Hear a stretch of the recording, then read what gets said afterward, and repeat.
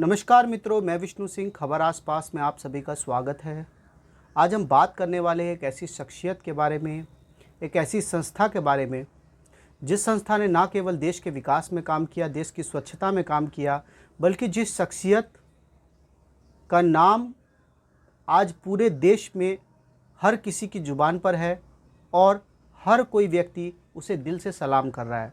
जी हाँ, आज हम बात करने वाले हैं सुलभ इंटरनेशनल सोशल सर्विस ऑर्गेनाइजेशन के संस्थापक डॉक्टर बिंदेश्वर पाठक के बारे में। सुलभ शौचालय, जिसे हम लोकल लैंग्वेज में सुलभ शौचालय के नाम से जानते हैं, आज किसी भी पहचान का मोहताज नहीं है। तो डॉक्टर बिंदेश्वर पाठक के बारे में जितनी भी बात की जाए उतनी कम है।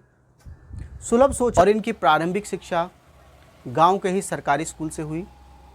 तत्पश्चात इन्होंने 1964 में बनारस हिंदू विश्वविद्यालय से अपनी स्नातक की डिग्री यानी ग्रेजुएशन 1964 में समाजशास्त्र में की। उसके बाद कुछ दिनों तक इन्होंने अध्यापन का काम किया और उसके बाद कुछ नया करने की चाह में इन्होंने 1970 में बिहार में सुलभ इंटरनेशनल सोशल सर्विस ऑर्गेनाइजेशन, जिसे कि हम सुलभ शौचालय के नाम से भी जानते हैं, का शुरुआत की। और मैं इस समय बता दूं सुलभ इंटरनेशनल के बारे में या सुलभ शौचालय के बारे में। इस समय लगभग सुलभ शौचालय पूरे देश में 7500 पब्लिक टॉयलेट्स और साथ साथ 1.2 मिलियन प्राइवेट टॉयलेट यानी कि लगभग 12 लाख प्राइवेट टॉयलेट को डील करता है। लगभग 50,000 से ज़्यादा स्वयंसेवी डायरेक्ट और इनडायरेक्ट रूप से यानी कि प्रत्यक्ष और अप्रत्यक्ष रूप से सुलभ इंटरनेशनल के साथ काम कर रहे हैं। और डॉक्टर बिंदेश्वर पाठक की जो शख्सियत थी, जो पर्सनैलिटी थी, वो हमेशा कुछ नया सीखना चाहते थे। मैं आपको बता दूं, आज़ादी के बाद जब पूरे देश में गांधी जी का बोलबाला था और गांधी जी के आदर्शों पर पूरा देश चलना चाहता था,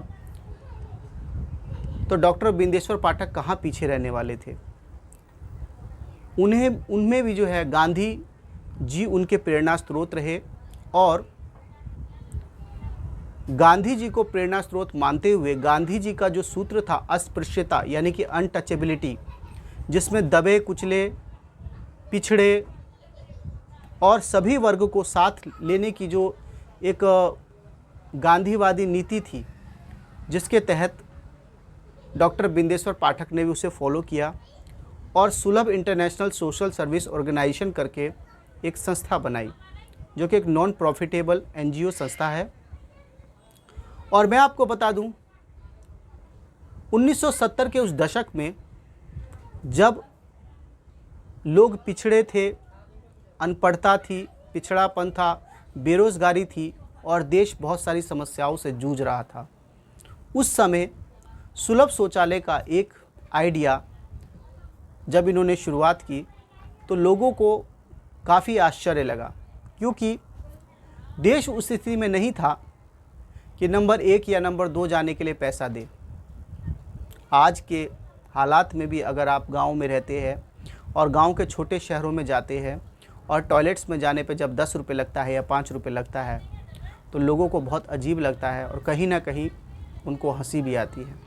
तो ऐसे ही हंसी के पात्र डॉक्टर बिंदेश्वर पाठक भी कई बार बने, लेकिन बावजूद इन्होंने आशा नहीं हारी और धारावी यानी मुंबई का जो सबसे बड़ा स्लम क्षेत्र है धारावी, वहाँ पर जो सबसे बेस्ट सुलभ इंटरनेशनल का जो सबसे बेस्ट शौचालय है यानी कि सुलभ शौचालय सबसे बेस्ट है, वो आप कह सकते हैं धारावी मुंबई का है, जिसका उद्घाटन उद्धव ठाकरे जी ने किया। इसके बाद मैं आपको बता दूं, बहुत सारी ऐसी उपलब्धियां हुई जिसमें डॉक्टर बिंदेश्वर पाठक को याद किया जाता है।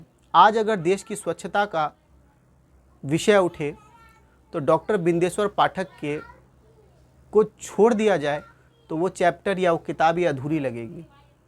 यानी कि उनके भारत में स्वच्छता मिशन में जो उनका योगदान है वो अविस्मरणीय है और उस योगदान को कभी भी भूला नहीं जा सकता।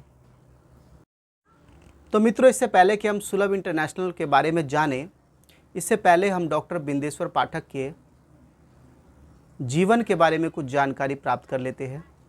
मैं आपको बता दूं, डॉक्टर बिंदेश्वर पाठक का जन्म वैशाली जिले के रामपुर कस्बे के बघेल गांव में एक ब्राह्मण परिवार में हुआ।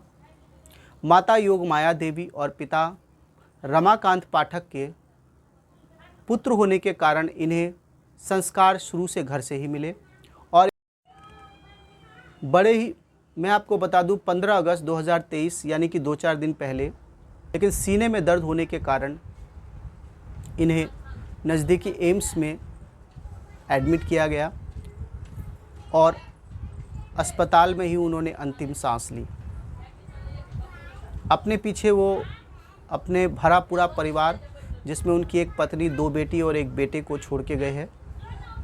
और इस दुख की घड़ी में पूरा देश आज उनके परिवार के प्रति सहानुभूति प्रकट कर रहे हैं और आज पूरा देश उनके साथ खड़ा है, क्योंकि कहीं ना कहीं उन्होंने आज भारत के स्वच्छता के लिए जो काम किया है, जो सुलभ शौचालय, सुलभ इंटरनेशनल सोशल सर्विस ऑर्गेनाइजेशन ने पूरे देश में देश की स्वच्छता के ऊपर जो काम किया है वो अविस्मरणीय है।